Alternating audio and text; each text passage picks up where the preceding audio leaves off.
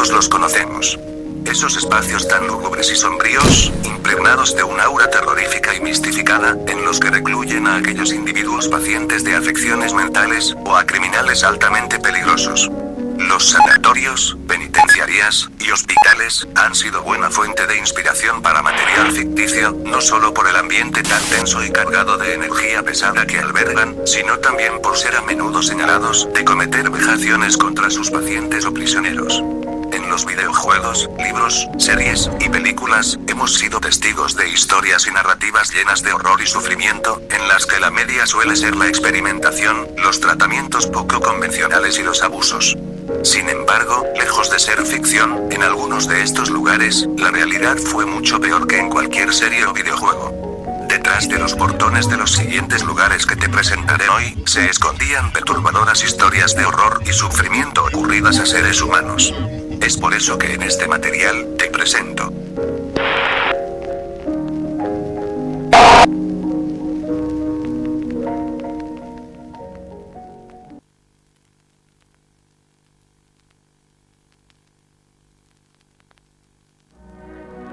Apuesto a que esto te suena.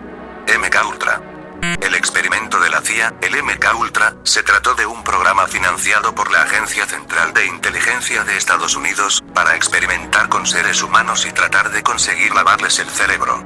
Pacientes psiquiátricos, prisioneros, y público en general. Las víctimas de estos experimentos jamás pudieron volver a tener una vida normal después de que los expusieran a altas dosis de LSD, les indujeran comas que duraban semanas o meses, y los sometieran a terapias de electroshock despiadadas.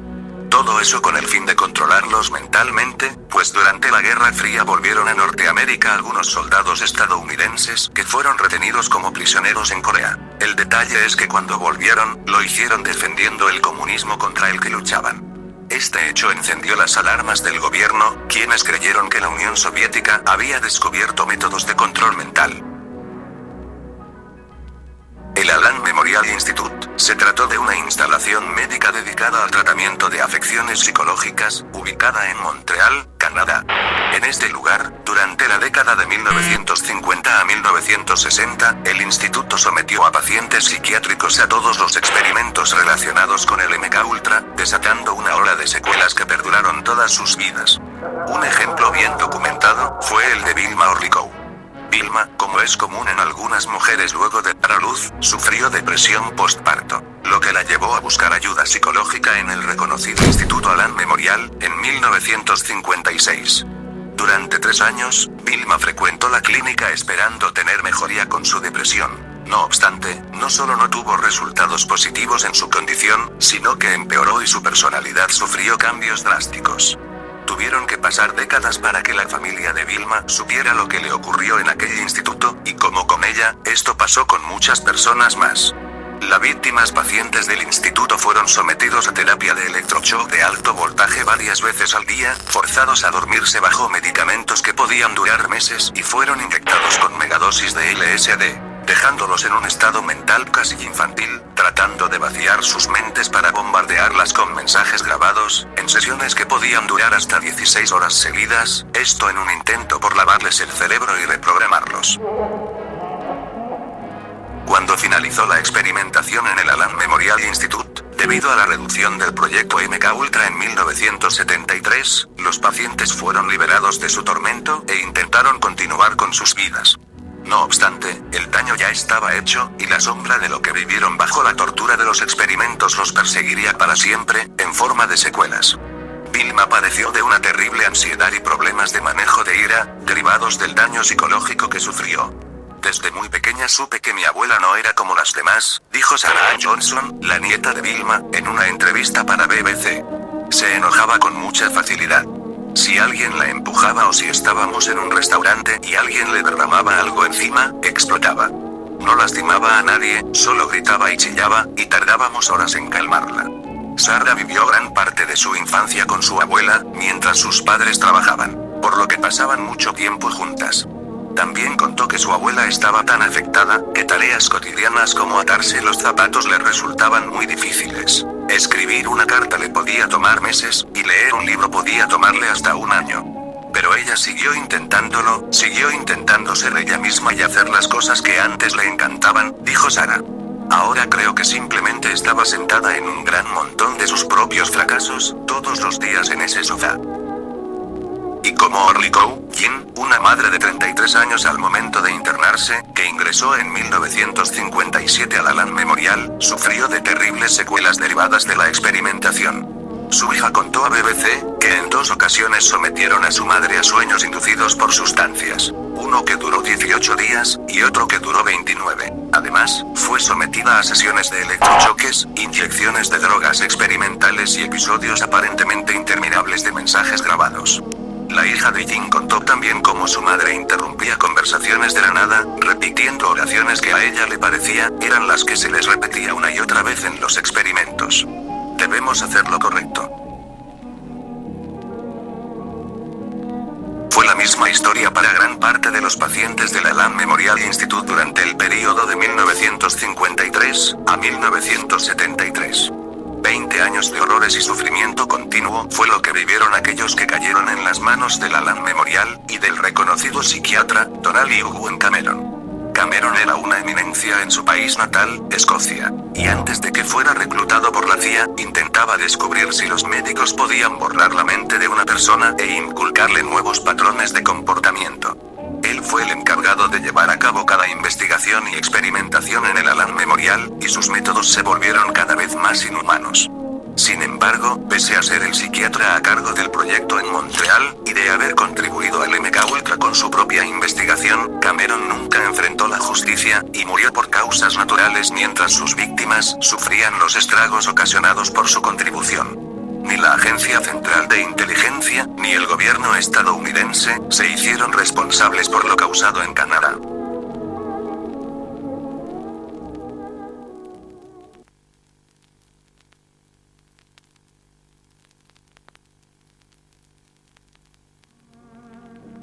Este caso incluye a 2 grandes instituciones de un país latinoamericano, involucradas en un escándalo sobre el que se tuvo conocimiento mundial solo después de que se publicara una investigación, por parte de la historiadora y profesora, Susan Reverby.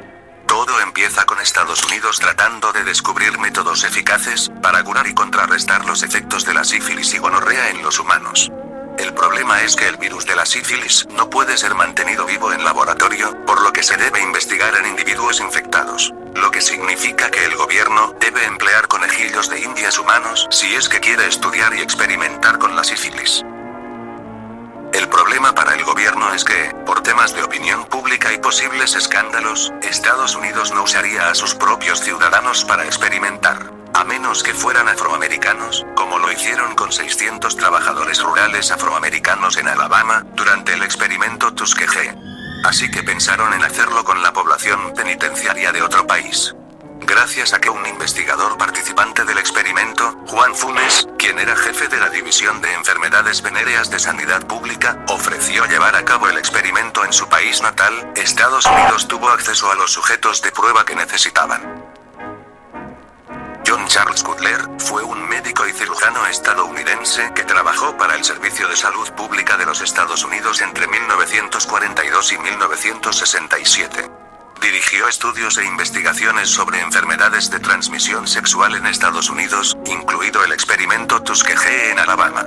También fue la persona encargada de dirigir los experimentos sobre la sífilis y gonorrea en el país latinoamericano, Guatemala, país natal de Juan Funes, y lugar en el que experimentaron con la población civil, afectando, según informes, a cerca de 1.500 personas.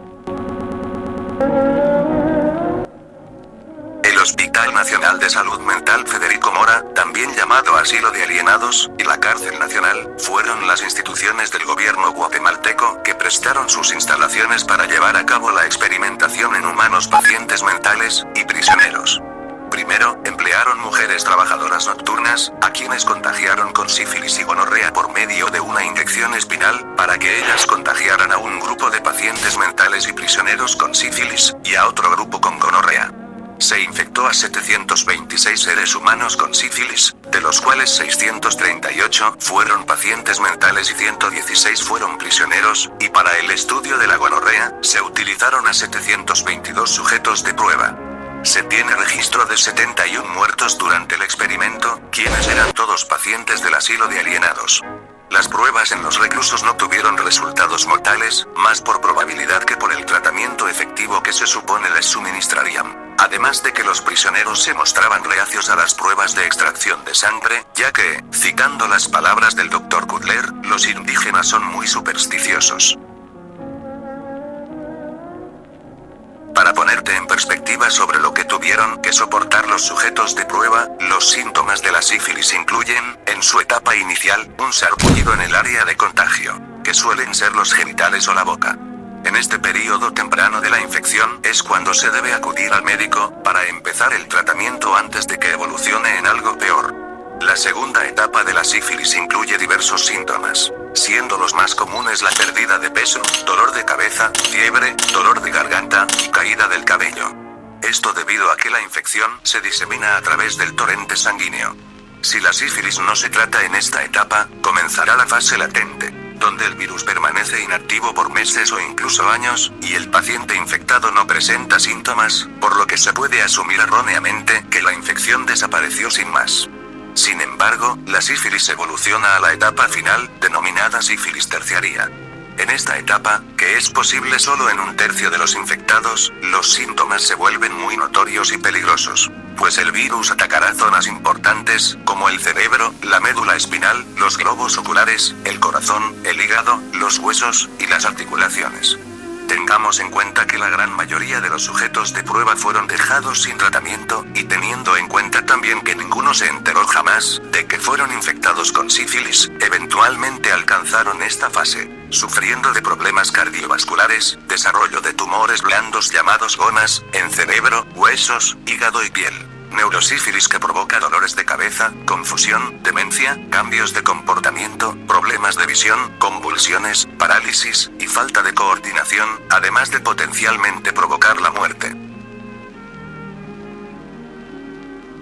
Los síntomas iniciales y complicados de la gonorrea son menos destructivos, pero aún así pueden causar infertilidad, problemas cutáneos, dolor de articulaciones si se esparce a través del torrente sanguíneo, infección ocular que provoca dolor y secreción en los ojos, secreción en genitales, periodo irregular, y vulnerabilidad al VIH. Si todo esto te parece horrible, permíteme revelarte algo aún peor. Estos experimentos, al igual que con pacientes mentales, soldados, civiles, y trabajadoras nocturnas, también se hicieron en niños.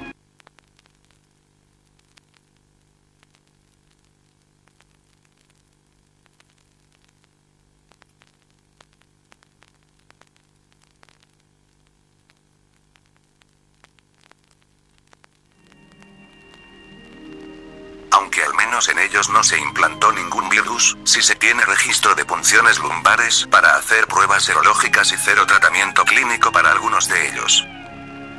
Nada de lo ocurrido en Guatemala se supo, hasta muchos años después, e incluso el presidente de aquel entonces, Barack Obama, ofreció disculpas públicas al pueblo guatemalteco.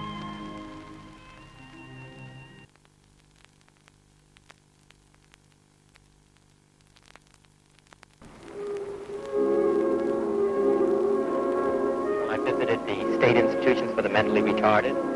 And he pleaded then for an overhaul of a system that allowed retarded children to live in a snake pit. Lying on the floor naked and smeared with their own feces, they were making a pitiful sound, a kind of mournful wail that it's impossible for me to forget.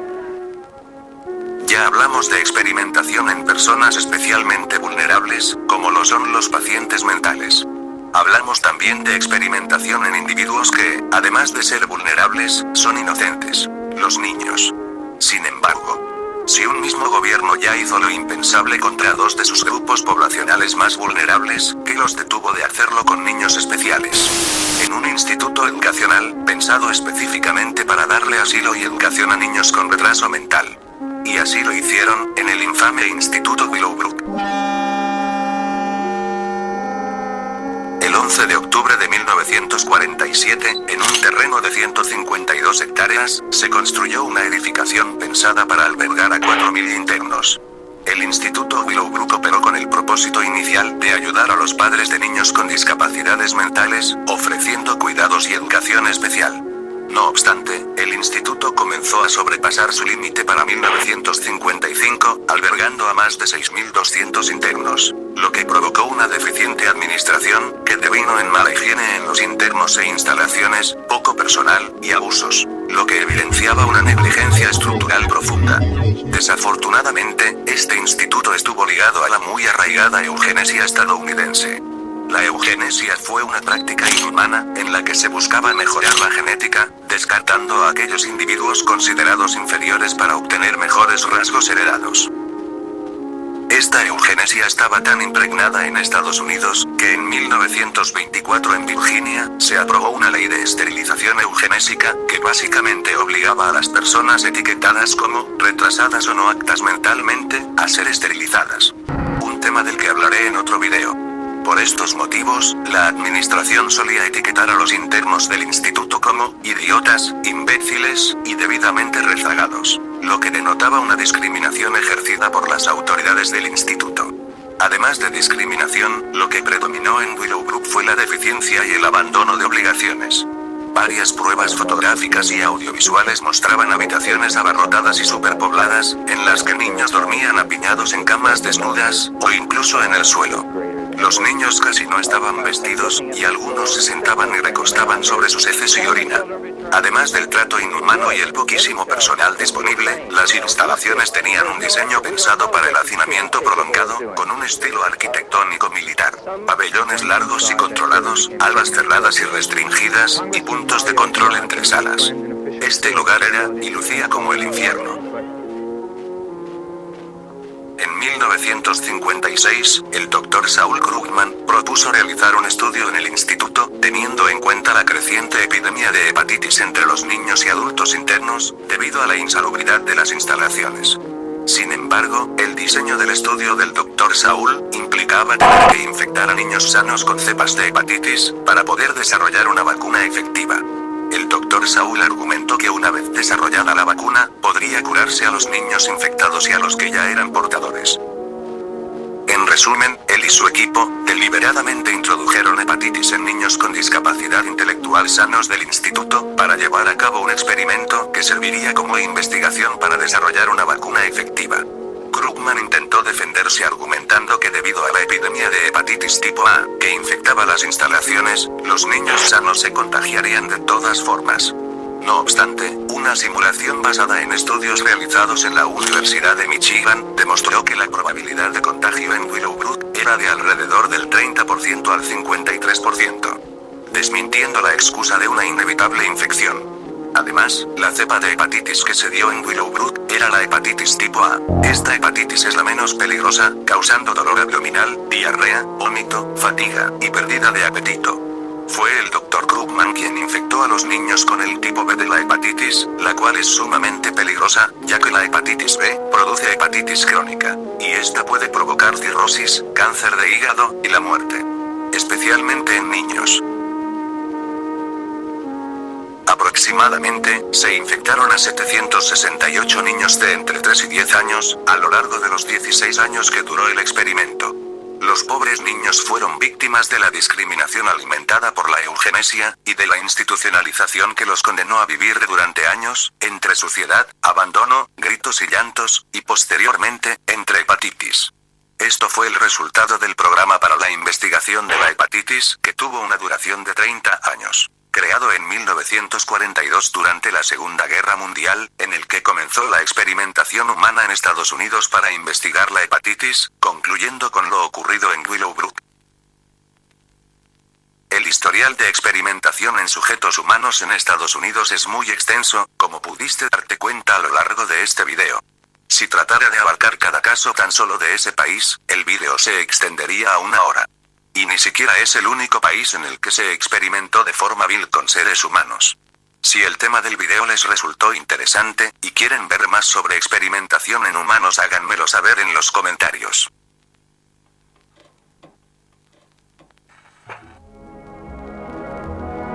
La musicalización del video pertenece al compositor Leland James Kirby. Puedes suscribirte a su canal si lo deseas. Si el video te gustó, agradecería mucho que le dieras like, y ya de paso, que te suscribieras. Yo fui. Nos vemos pronto.